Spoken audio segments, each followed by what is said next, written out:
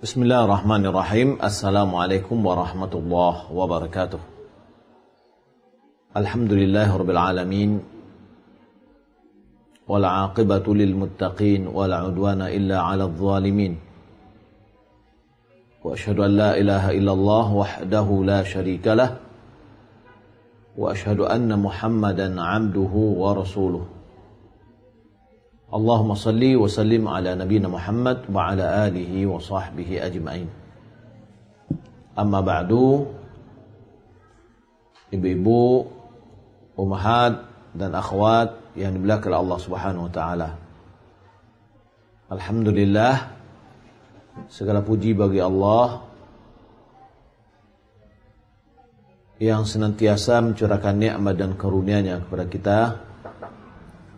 Salawat beriang salam semoga dan anugerah kepada Allah Subhanahu wa taala pada Nabi kita Muhammad sallallahu alaihi wasallam. Allahumma shalli ala Muhammad wa ala ali Muhammad. Baiklah, alhamdulillah pada hari ini kita sudah mulai kegiatan kajian offline, tatap muka. Ya, bukan tatap muka, offline. Ya. So tatap muka dengan saya nggak bisa. Alhamdulillah, mudah-mudahan Allah Subhanahu wa taala mengangkat pandemi ini seutuhnya dari bumi ini, sehingga kembali kita hidup normal sebagaimana biasa, kegiatan-kegiatan yang lain.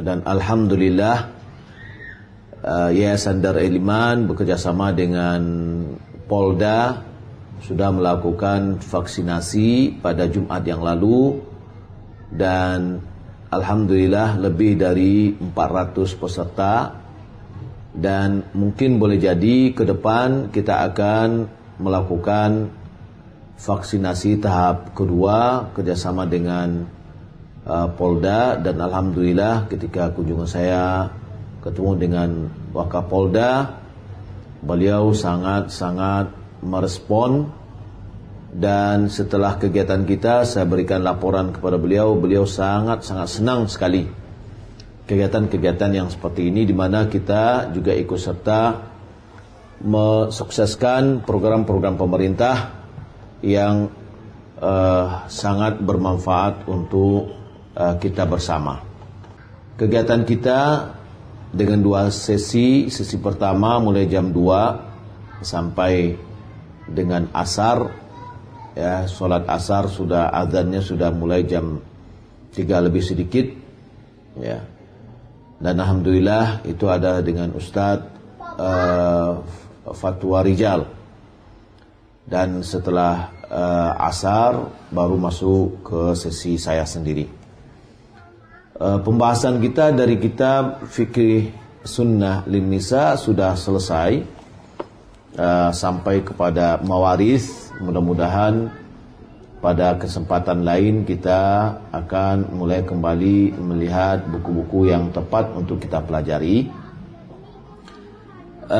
Untuk sementara ini kita menjawab beberapa pertanyaan yang masuk, baik yang berhubungan dengan kajian-kajian kita yang sebelumnya atau kajian tadi, atau apapun permasalahan. Silakan dikirim WA-nya, lebih praktis dengan WA daripada ditulis. Pertama, tulisannya bisa dibaca. Yang kedua, tidak tidak perlu merobek-robek buku atau kertas, ya, dan lebih hemat lah. Oke. Ini ada beberapa pertanyaan yang masuk tadi, ya. Assalamualaikum Ustadz, izin bertanya, Ustadz, ayah dan ibu ana sudah lama meninggal, meninggalkan 3 orang anak, 1 orang perempuan, 2 orang laki-laki. Harta yang ditinggalkan ayah dan ibu berupa ruko dan rumah, ya, berupa ruko dan rumah. Dari kami kecil sudah dibiasakan membagi 3 sama rata dari hasil kontrakan ruko dan rumah. Tapi sekarang setelah belajar ana baru tahu bahwa Allah telah mengatur hukum waris. Jadi ana mau membagi sesuai dengan syariat atau hukum waris. Tapi saudara-saudara ana laki-laki tidak setuju, katanya kan dari dulu sudah saling ikhlas dibagi sama rata. Bagaimana itu Ustaz? Afwan Ustaz, ana hamba Allah dari Padang. Iya, kalau seandainya itu yang dikatakan oleh kaum yang laki-laki, alhamdulillah tidak ada masalah. Dilanjutkan aja, dibagi 3. Karena berarti di sini kaum laki-laki sudah menggugurkan haknya. Sudah menggugurkan haknya.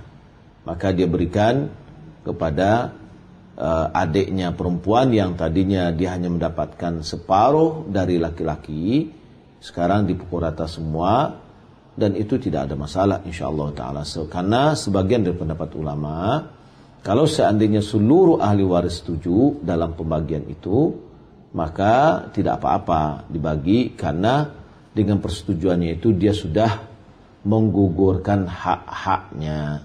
Wallahu a'lam. Ana mau bertanya, kalau kampus ana gabung sama ikhwan terus karena persyaratan buat satu lokal 10 orang Ustaz, terus ya ikhwannya masih kurang, apakah boleh Ustaz? Ya ini satu lokal 10 orang, terus yang ikhwannya masih kurang, maksudnya adalah 10-10 atau bagaimana? Kalau seandainya yang pertama memang kampus dimanapun di Indonesia ini ya pada umumnya adalah campur, ya kecuali kalau kampus khusus untuk perempuan. Nah, maka dalam hal ini karena kita harus kuliah dan harus berada dalam lokal, jadikanlah safnya itu atau posisinya seperti saf di dalam sholat, yakni wanita di belakang, jauh di belakang, yang laki-laki di depan. Ya, berusaha untuk menjauh dari posisi laki-laki. Wallahu a'lam.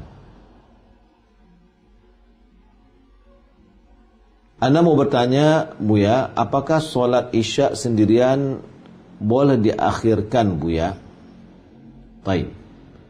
Sebagian pendapat ulama, bagi kaum wanita yang ingin sholatnya di rumah, diakhirkan itu lebih baik, karena waktu yang terbaik untuk isya itu memang diakhirkan. Maksud diakhirkan itu adalah diakhir dari waktu ikhtiar. Waktu ikhtiarnya perempuan itu, atau waktu ikhtiar sholat isya itu mulai dari maghibatus syafaq.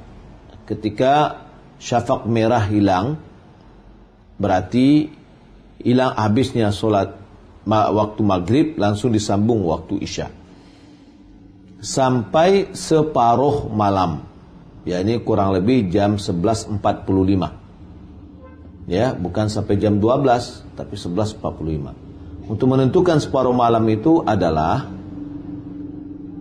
mulai dari tenggelam matahari sampai kepada terbit fajar dibagi 2. Nah itulah separuhnya. Nah maka di akhir misalkan sholatnya jam 11 misalkan adalah baik, bagus, dengan catatan tidak boleh tidur sebelumnya, karena Nabi SAW membenci tidur sebelum isya dan obrolan setelah isya. Wallahu a'lam. Afwan bertanya di luar topik, jika suami menjatuhkan talak 1, apakah otomatis langsung status istri langsung menjadi janda? Di dalam permasalahan talak kita sudah mempelajari bahwa ketika suami menjatuhkan talak, yakni baik talak 1 atau talak 2 atau talak 3, maka ada namanya masa iddah, yaitu 3 kali haid. Khusus untuk talak 1 dan talak 2, setelah dijatuhkan masa iddah, istri yang ditalak itu selama masa iddahnya dia masih di rumah suaminya, tidak berpisah rumah. Kalau seandainya talak 1 dan talak 2. Karena status dia masih menjadi istri bagi suaminya. Apabila masa iddahnya sudah habis, maka berarti statusnya sudah terputus. Tidak menjadi istri lagi, tetapi dia menjadi janda. Nah, jadi butuh waktu, ada masa iddahnya. Nah, kenapa tetap di dalam rumah sementara suami sudah mentalak? Karena masih istrinya sampai masa iddahnya habis. Boleh jadi suami punya keinginan untuk merujuk istrinya selama masa iddah, maka tidak perlu akad baru. Wallahu alam. Di Mahat Ana sekolah gabung Ustadz, terus katanya persyaratan buat lo kalau ini ya. Di Mahat ya. Nah, ini sama dengan pertanyaan tadi ya. Kampus sampaikan ya. Kalau Mahat kajiannya sampaikan supaya mungkin karena keterbatasan syarat 10 orang dalam satu lokal untuk biaya kos kali ya. Artinya biaya operasional, keterbatasan tempat dan yang lainnya. Maka atur tempatnya bahwa yang perempuan di belakang, yang laki-laki di depan. Ya, ini pertanyaan sudah ditanyakan di bagaimana memilih pemimpin dalam Islam, apa syarat-syaratnya? Ya. Ya, iya nak. Ya, kalau seandainya kita di dalam Islam, ya, kita memilih pemimpin yang amanah, pemimpin yang tahu dengan agama, yang punya gairah agama, kesolehannya ada, kejujurannya ada, ya, itu adalah yang kita pilih. Tapi kalau seandainya tidak ada yang lebih pas begitu ya, maka tentu akan kita pilih yang paling minim mudaratnya dan yang paling bermanfaat untuk agama Islam. Wallahu a'lam. Kami beradik kakak bertiga. Anak pertama laki-laki, anak kedua dan ketiga perempuan. Wah, ini kebalikan dari pertanyaan tadi ya. Satu orang perempuan tadi, dua orang laki-laki. Ini satu orang laki-laki, dua orang perempuan. Ayah dan ibu kami sudah meninggal dunia, meninggalkan harta berupa tanah, sawah dan rumah. Bagaimana cara pembagiannya, Ustaz? Siapa yang berhak untuk mengatur pembagian harta tersebut? Sementara nilai dan ukurannya masing-masing berbeda. Apakah boleh pembagian seperti ini? 4 tanah berbeda ukurannya, 2 tanah diberikan ke abang laki-laki, 2 tanah dibagi ke 2 orang anak perempuan. Iya. Pertama, tanah tentu akan memiliki nilai yang berbeda. Tanah yang kecil tapi posisinya sangat strategis, boleh jadi harganya lebih mahal. Maka sebaiknya dinilai itu harga dari masing-masing tanah, kemudian dibagi sesuai dengan faraid. Karena harta itu dibagi menjadi 5 saham, ya 5 saham. 2 saham bagi laki-laki, masing-masing laki-laki berarti menjadi bukan. Di sini berarti 2 orang perempuan, 1 orang laki-laki ya. Berarti ini dibagi 4. Dibagi 4. Separuh bagi laki-laki dan perempuan seperempat ya dari yang tadi. Nah, maka tanah itu bisa dikatakan dinilai dulu, kemudian berapa total semua, lalu dibagi. Ya, kalau pembagiannya itu adalah terkurang dan terlebih, itu adalah tasamuh, toleransi antara satu dengan yang lainnya. Wallahu a'lam. Apa hukumnya sebuah pondok memberikan syarat jika keluar anak dari pondok harus membayar sekian juta? Al-muslim ala syurutihim. Orang muslim sesuai dengan dengan syaratnya. Jika kita memasukkan anak kita di situ setuju seperti itu, ya, maka tunaikan amanah tersebut. Karena kita sudah mensyaratkan atau menerima syarat dari awal. Kalau pondok itu melakukan ada syaratnya, diantaranya mungkin adalah supaya serius untuk masuk di pendidikan tersebut. Ya, serius di pendidikan, apalagi kalau seandainya bernuansa beasiswa atau gratis, maka tentu pembelajarannya butuh biaya. Nah, kalau seandainya tidak, karena kita tetap melaksanakan kegiatan dan kita yang membayar, lalu diikat seperti itu, adalah mungkin boleh jadi untuk melihat keseriusan orang tua dan anak tersebut untuk menimba ilmu di sana. Wallahu a'lam. Tapi kita punya hak memilih. Kalau kita memilihnya untuk tidak membayar, berarti ya tidak kita sekolahkan anak kita di sana. Karena begini, ketika anak kita sudah masuk ke sana, berarti peluang untuk orang lain, anak-anak lain tidak ada lagi ke sana. Nah, diharapkan ketika masuk sudah bisa mencapai sampai tamat. Nah, ini adalah mungkin boleh jadi program seperti itu. Ketika di tengah jalan istilahnya, di dalam masa pendidikan, anak kita keluar, menyebabkan ya terhalangnya karena kita masuk dahulu, terhalangnya orang yang ingin mengambil kesempatan itu untuk masuk. Wallahu a'lam. Mau nanya Ustaz, apakah hukum luluran, di mana luluran itu mengharuskan kita membuka pakaian kita? Ya, luluran. Kalau seandainya yang pertama tentu seorang perempuan tidak boleh melihat aurat perempuan yang lain. Ya, di mana auratnya perempuan, antara perempuan adalah pendapat yang rajih adalah antara pusat dengan lutut. Antara pusat dengan lutut. Nah, berarti ketika melulurkan bagian yang demikian, orang yang melulurkan, perempuan yang melulurkan itu tidak boleh melihatnya. Wallahu a'lam. Ustaz, ana mau nikah. Terkadang ana tidak bisa mengontrol perasaan ana dengan ikhwan tersebut. Tapi ana tahu itu suatu dosa. Bagaimana caranya agar saya tidak mengulangi lagi dosa itu?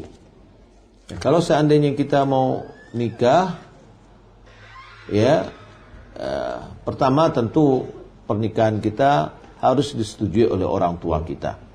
Dan ini perlu kita sampaikan kepada orang tua, agar ketika ada yang melamar, orang tua kita tidak kaget. Kemudian kalau seandainya ada dengan ikhwan tertentu, ada punya perasaan, ya sampaikan aja melalui orang lain, bahwasanya siap untuk dilamar misalkan, ya. Sebagaimana Umar bin Khattab menawarkan putrinya kepada Utsman, kemudian kepada Abu Bakar, ya akhirnya dinikahi oleh Rasulullah sallallahu alaihi wasallam. Wallahu a'lam.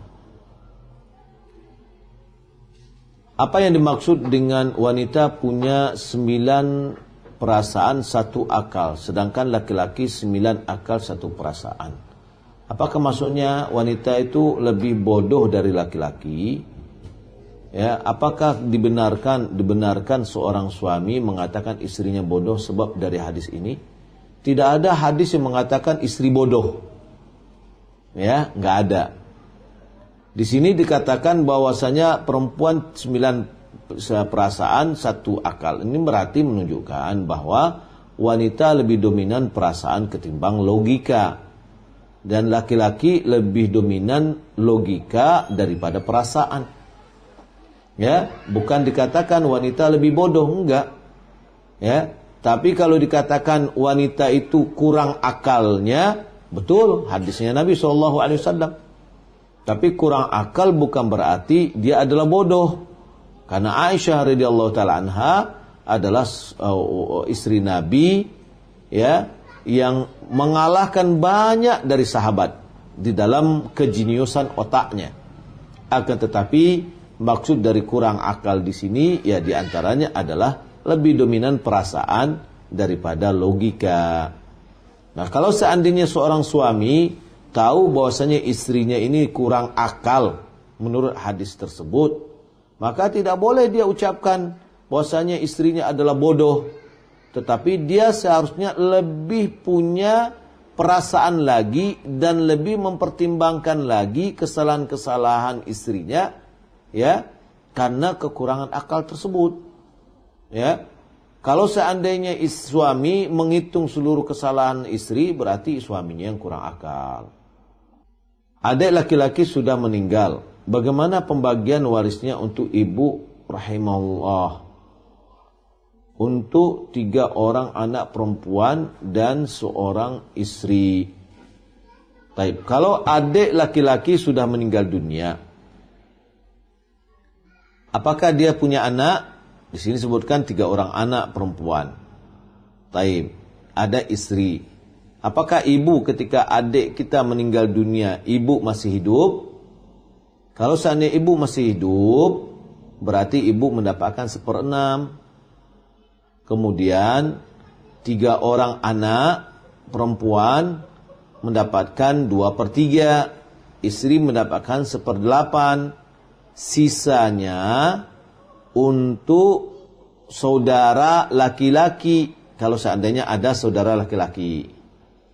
Kalau tidak ada saudara laki-laki, yang bertanya berarti perempuan, dia juga bisa mendapatkan 1/6, ya, 1/6.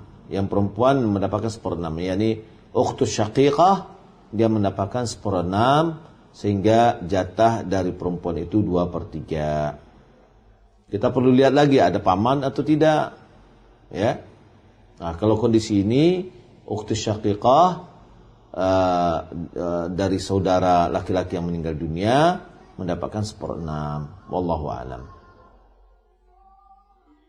Bagaimana cara membagikan warisan orang tua yang sudah meninggal keduanya, sementara warisan yang ditinggalkan rumah dan tanah kosong, sedangkan kita punya saudara 3 laki-laki 3 perempuan. Nah, kayak tadi ya, 3 laki-laki dan 3 perempuan, ini berarti pembagian tanahnya, pembagian sahamnya istilahnya ya. Pembagian hitungannya adalah dijadikan menjadi 9. Karena 2 kali 3 menjadi 6, ditambah dengan 3 perempuan menjadi 9. Maka rumah dan tanah waris kosong tadi dihitung secara nilainya. Ya, kemudian masing-masing mendapatkan jatah dari masing-masing. Tidak mesti tanahnya dibagi. Kalau seandainya tanahnya kecil, akan tetapi nilai tanahnya, siapa yang mengambil tanah itu di antara ahli waris? Oh, misalkan ada yang punya duit, ya udah saya yang mengambil tanah ini ya. Maka nilai dari tanah itu dia keluarkan dari uangnya sendiri, kemudian dia bagikan ke masing-masing yang punya hak. Jadi tidak mesti kita jual ke orang lain, tapi di antara ahli waris bisa boleh membeli, ya, dan kemudian itu menjadi hak penuh bagi dia. Dan setelah itu, ya, orang-orang yang punya hak dia berikanlah dengan uang tersebut. Mengenai mengakhirkan sholat isya, apakah mengakhirnya itu dikarenakan sebab seperti belajar atau bagaimana? Atau boleh menyengaja mengakhirkan? Boleh menyengaja akhirkan, bukan gara-gara belajar. Karena Nabi SAW pada satu hari atau pada satu malam, sudah terlalu larut malam, beliau mengatakan, hadhihi waqtuha illam yashqa ala ummati. Inilah waktunya, kata Nabi, jika tidak memberatkan kepada umatku. Saya mau tanya, adik saya sebelumnya minjam uang, katanya untuk beli mobil cash, yang mana uangnya kurang. Tapi setelah saya pinjamkan, ternyata dia beli mobil kredit. Apa saya juga terkena riba? Tidak. Yang kena riba adalah dia yang melakukannya. Kami membangun sebuah rumah di tanah pusako tinggi dari pihak anak perempuan. Bagaimana nanti cara pembagian hak warisannya Ustaz? Rumah itu kami buat dulunya atas permintaan ayah anak rahimahullah. Ya, atau pusako tinggi itu kan adalah izin tanah. Izin pemanfaatan tanah. Yakni kalau kita namanya hak guna bangunan. Ya. Hak guna bangunan. Nah, kalau seandainya tanahnya ditarik oleh orang suku, ya rumahnya kita ambil. Ya. Nah, kalau seandainya kalau rumah itu adalah kita yang memiliki, sementara tanah itu adalah tanah pusako tinggi, ya tidak dibagi. Ya tidak dibagi, ya. Adapun rumah, ya dibagilah nilai rumah itu. Ya dibagi nilai rumah tersebut. Ada seorang pria cerai dengan istrinya karena waktu itu si suami usahanya sedang bangkrut. Masya Allah. Ya, ada uang, abang disayang, tidak ada uang, abang ditendang.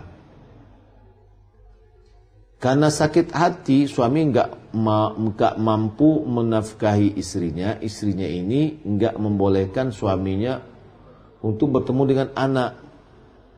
Setiap ingin bertemu pasti dihalangi, sehingga sampai sekarang si suami enggak pernah bisa ketemu anaknya. Sekarang anaknya itu sudah suka ubar aurat di sosial media. Jadi apakah si suami dapat dosa karena anaknya ubar aurat di sosial media? Walaupun si suami enggak pernah dapat kesempatan untuk mendidik anaknya sendiri. Enggak dapat. Itu kan dosanya anaknya. Dan itu juga ada bagian dari dosa istrinya atau orang tuanya, orang tua anaknya tadi, ibunya. Kalau seandainya terjadi perceraian antara suami istri, maka masing-masing dari anak tidak boleh dihalangi untuk bertemu dengan orang tuanya. Kalau kita menghalangi untuk bertemu dengan orang tuanya, bapak atau ibunya, berarti kita memutuskan hubungan silaturahim. Ya. Maka itu tidak boleh. Kecuali kalau seandainya orang tuanya itu termasuk orang yang bejat, ya, tidak punya akhlak, yang menyebabkan kalau seandainya anak kita ke sana terkontaminasi menjadi akhlak yang buruk. Maka itu lain hal, ya. Tapi dalam hukum asal, anak-anak itu dibolehkan untuk berjumpa dengan orang tuanya, apalagi ke bapaknya. Karena mereka harus mendapatkan pendidikan dengan bapaknya. Wallahu alam. Ummu Hafsah di Padang, Ustaz. Orang tua punya barang pecah belah seperti piring, gelas, mangkok dan lain dengan jumlah yang banyak. Tujuan beli agar nanti bisa ada acara kita tidak perlu pinjam ke orang lain. Apakah ini termasuk dalam mengkoleksi barang?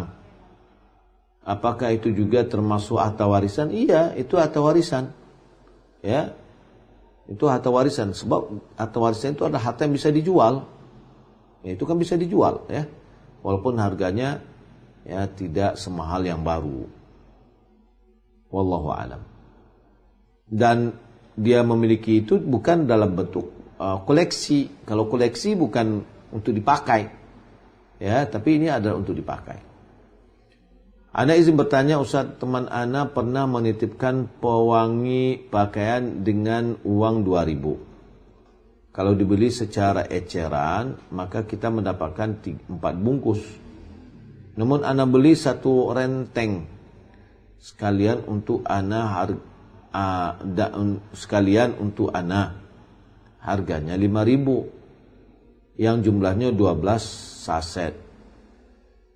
Lebih banyak 2 saset dibandingkan beli eceran. Dalam hal ini apakah tidak apa-apa jika Ana berikan kepadanya 4 saset, padahal sebenarnya kalau hitungan ana beli 1 lusin, maka 4 saset itu tidak sampai 2.000. Baik. Kalau dia mengatakan untuk membeli 4 bungkus, kita boleh memberikan dia kepada 4 bungkus. Tapi kalau seandainya dia membeli 2.000, maka hendaklah kita hargai uangnya 2.000 tadi. Karena gara-gara 2.000 itulah kita bisa membeli satu lusin. Ya, gara-gara 2.000. Kalau nggak pakai uang dia, kita tidak mungkin bisa membeli 12 saset gitu loh. Nah, maka dia punya andil di situ uangnya. Maka kita hargai juga. Ya, wallahu alam. Ana ingin bertanya, jika ana mengingatkan atau menegur saudara ana yang lebih tua yang tidak sesuai ajaran-ajaran syariat Islam, tapi malah saudara ana ini dan orang tua ana tidak menerimanya karena ana masih kecil dan ia menganggap ana tidak mengetahui ajaran Islam. Apa yang harus ana lakukan? Sedangkan orang tua dan saudara ana bilang ana bodoh yang baru hijrah dan tidak tahu apa-apa tentang Islam. Iya, mohon bantuannya Ustaz dari hamba Allah. Ya, begitulah kondisi ketika kita berhadapan dengan keluarga kita yang tidak tahu dengan agama. Maka pertama adalah tingkatkan perhatian kita kepada mereka, membantu mereka, kemudian berakhlak dengan mereka lebih baik, sehingga mereka melihat bahwasanya kita ini memang lebih baik daripada yang sebelumnya. Nah, kemudian kita bisa menyampaikan, tidak melarang mereka, tapi dengan bahasa mengajak. Ya, mengajak. Ya, kayaknya seperti ini bagus nih. Ini saya punya buku bagus nih, silakan dibaca gitulah. Ayo kita misalkan sholat atau bersedekah dan yang lainnya. Tapi ketika kita sudah melarang, ya, biasanya itu disikapi yang tidak baik bagi keluarga yang tidak paham. Wallahu alam. Bagaimana cara menasihati orang tua yang terbelenggu dengan riba? Orang tua ana berjualan, tapi dalam perjualan orang tua menggunakan sistem gadai. Ana sudah pernah menasihati, tapi orang tua menolak dan ana sampai diusir dari rumah. Ya, bagaimana? Ya, caranya kalau kita punya uang, lunasi hutang orang tua kita. Ya, lunasi hutang orang tua kita, gadaiannya, baru kita nasihati dia untuk tidak menggadai lagi. Ya, kalau seandainya kita tidak bisa membayar, sementara orang tua kita seperti itu, dia bertopang dengan uang yang digadaikan tadi, ya, apa yang harus kita lakukan, gitu ya. Jadi perlu ketika kita mencegah itu atau melarang, hendaklah rasio kita, yakni kita hitung-hitung gitu loh. Apa yang bisa menyebabkan mereka meninggalkan apa yang dilarang oleh Allah dan Rasulnya. Bagaimana menasihati teman sekamar yang suka mendengarkan musik? Sampaikan aja nasihat-nasihat di YouTube itu banyak sekali banyak sekali nasihat-nasihat atau ceramah ustadz kita yang telah menyampaikan tentang hukum musik. Dari hamba Allah di Jambi, mohon izin bertanya, suami saya yakni PNS meninggal dunia. Bulan depannya dapat gaji penuh selama 1 tahun, gaji terusan yang nilainya sama dengan gaji almarhum terakhir sebelum meninggal. Apakah gaji tersebut termasuk waris? Setelah selesai gaji terusan dapat gaji pensiun janda, apakah itu juga termasuk waris? Ya, gaji yang 1 tahun tadi itu ada termasuk warisan, karena itu adalah haknya pegawai. Adapun pensiun janda itu adalah haknya janda, ya, karena itu diberikan oleh pemerintah, ya, karena tidak ada yang menopang, itu adalah bantuan dari pemerintah. Wallahu a'lam. Bagaimana cara mencapai sholat yang khusyuk? Ada satu buku namanya 33 Kiat Menggapai Sholat Khusyuk. Bukunya murah, ya, bukunya murah, mendapatkannya mudah, ya, bukunya murah, kalau nggak salah harga 25 atau 32. Mendapatkannya mudah di buku-buku, di toko-toko buku ada, insyaallah taala. Itu karangan Muhammad bin Saleh Al-Munajjid. Ini adalah buku yang baik saya lihat berdasarkan Al-Quran dan Sunnah di dalam menggapai khusyuk sholat. Apakah orang tua selagi masih hidup boleh menghibahkan hartanya kepada anak-anaknya yang ditunjuknya? Boleh, tapi dengan catatan dia harus bersikap adil di dalam memberikan hibah itu kepada anaknya. Karena Nabi SAW mengatakan, i'dilu baina auladikum, ya, bersikap adillah antara anak-anak kalian, kata Nabi SAW. Syekh bin Baz mengatakan, makna dari adil ini hibahnya sesuai dengan faraid. Laki-laki mendapatkan 2 kali lipat perempuan. Itu kata Syekh bin Baz rahimallahu taala. Wallahu a'lam. Anda bertanya tentang waris, Ustaz. Orang tua ana masih hidup tapi dia sudah membagi harta untuk anak-anaknya, namun tidak sesuai dengan hukum waris, bahwa laki-laki mendapatkan lebih banyak daripada perempuan, dan beliau membagi harta sesuai dengan yang diinginkannya saja karena kurang memahami tentang ilmu waris. Bagaimana hukumnya? Kembali lagi tadi, dia membagi masih hidup, ya, berarti harus dia bersikap adil. Ya, ada di antara ulama mengatakan adil di sini adalah dibagi rata, ya, dibagi rata. Ada yang mengatakan sebagaimana yang saya katakan tadi, Syekh bin Baz rahimahullah taala mengatakan adil itu adalah sesuai dengan pembagian faraid. Wallahu a'lam. Nenek kakek ana non muslim, Ustaz. Mama ana muslim, punya saudara satu laki-laki dan satu perempuan yang juga non muslim. Bagaimana tentang warisannya? Apakah halal diambil warisan dari nenek dan kakek non muslim? Pendapat yang terkuat dari ulama termasuk Syekhul Islam Taimiyah mengatakan bahwa ahli waris muslim boleh mengambil warisannya dari keluarganya yang kafir, tapi tidak sebaliknya. Ya, tidak sebaliknya, yakni orang muslim tidak boleh mewariskan kepada anaknya yang kafir. Artinya orang kafir tidak boleh mengambil warisan dari orang muslim. Wallahu alam, demikian yang dapat kita sampaikan, semoga bermanfaat. Wassalamualaikum warahmatullahi wabarakatuh.